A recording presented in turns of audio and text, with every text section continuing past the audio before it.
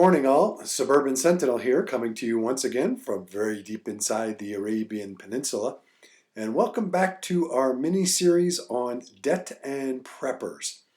In the first part of this series, we examined why people, preppers especially, should strive to reduce, eliminate, and or avoid all forms of debt.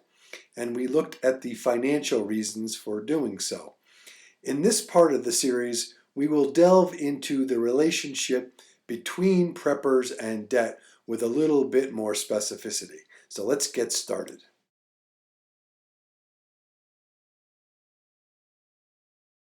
If you are a prepper, chances are you are not comfortable with debt. Even the word debt might make you a little bit queasy or uneasy, and for good reason. So let's talk about why. Debt and prepping are diametrically opposed concepts.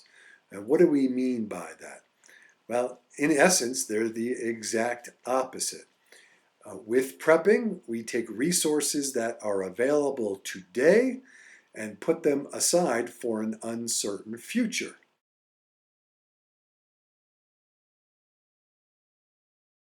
With debt, what we are doing is acquiring things or services today and expecting to pay for them with uncertain resources we expect in the future. Put another way, I'd like to paraphrase one of my favorite books, a book called Anti-Fragile by Nassim Taleb.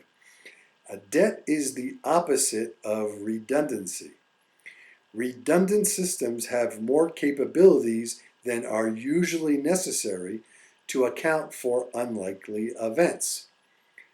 Using debt to pay things requires that you reduce your resources in the future and compromise your ability to respond to changing circumstances. And that is a really terrific book. I would recommend that to everybody, especially preppers.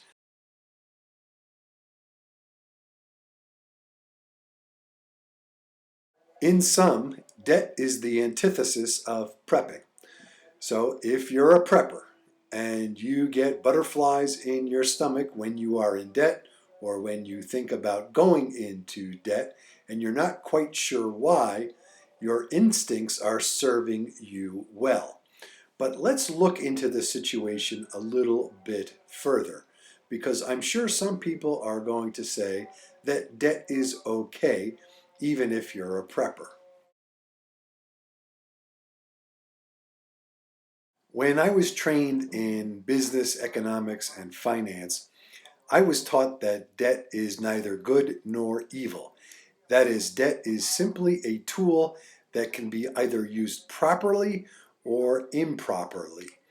And the so-called good debt was any type of monetary leverage that you could use to increase your capabilities, your income, or your net worth. So, for example, good debt was furthering your education so that you would make more money in the future, or expanding your business using debt to expand your production capabilities so that you could better serve the market. Things of that nature. Bad debt was strictly consumption, things that were either frivolous or unnecessary, running up your credit cards to go out with your friends and that sort of thing, buying clothes. I think we all know what that is, and most of us have probably done just that. Now, for many years, I subscribed to and believed in that theory. In point of fact, I used that theory with a fair degree of success. I did use debt, at least in part, to further my education, to start a business, and to buy a home, which was at the time an asset that was appreciating much faster than the marginal cost of the debt. But over the years, I have changed my mind. Even though I used that theory successfully, I don't think I was being smart, I was being lucky.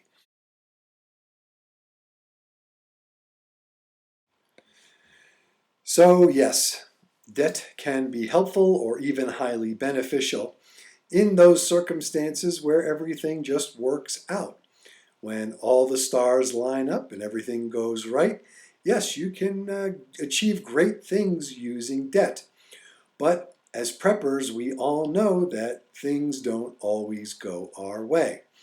The house you buy on credit might drop in value. Or if you decide to further your education, perhaps the demand for that particular skill will suddenly drop or not be worth what you expected it to in the marketplace when you complete your studies. All kinds of things can happen. Now, a lot of people might say, well, you're just getting older. You're more risk averse. That is, you have a lower tolerance for risk. And young people can use debt. And that is a fair point. But I'd like you to take a look at some of the things that traditionally now we use for debt and see what's happened to the prices of those things. In my opinion, debt at a macro level has been bad for our society. And I want to take a look at some of the evidence. I want to go through what some quote unquote good debt items cost over the years.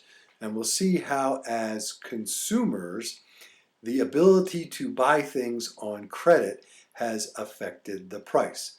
So let me go through a few things here. I'm going to use three generations. My father's generation, my generation when I came of age, and the present. And I'm going to look at a few things that most people use debt to finance.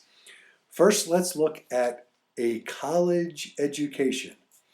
In my father's day, I don't know what the exact numbers were, and I'm not going to use numbers. I'm going to use the number of months of equivalent salary to take the inflation out of the equation for most of these. But first, college education. I don't know how many months' salary it would cost, but to go to college in my father's day would cost basically peanuts. It was damn near free. My generation, my entire college education cost about 1 year of the gross salary I earned once I graduated. Now, a college education for most college graduates requires 3 years worth of gross salary to pay the tuition for a 4-year degree. Let's look at housing. In my father's day, you could usually purchase a home, again in most areas, for about 1 year's worth of gross salary for the average person. When I came of age, buying a home, again, this is very general, it was about 2 years of gross salary to purchase a home. Now, on average, it is requiring 4 to 5 years of a person's gross salary to buy their first home. Automobile. In my father's day, a new automobile was about 3 months' salary. And these are again back in the days when financing cars was not very popular. In my era, it would require about 6 months worth of gross salary to purchase a new car. And right now, it takes 9 to 12 months worth of gross salary to purchase an automobile. So you see, as the ability to finance these items have grown, so have their real costs. So has society benefited through financing? Well, not us little folks, the ones who are borrowing the money. The only ones really making out are the lenders. the bankers who loan us the money. Not only are they financing high cost items, the prices of these items have gone way up over the years, in part because we can finance them. In conclusion, I think that carrying debt in any form is a bad thing. I used to believe that debt was a tool that could either be used or misused, like a socket wrench, but no longer. I believe debt should be treated like a fire extinguisher, something to be utilized only in extreme emergencies. So that's all I have to say at the moment. In the next few parts of the series, we'll look more into the ramifications of debt and how to reduce, eliminate, and avoid debt. Thanks for watching. This is the Suburban Sentinel, Arabian Peninsula Division, that is. Please thumbs up, share, and subscribe if you like what you see. Questions, enlightening comments, and differing opinions are always welcome. Prep and be safe, everybody.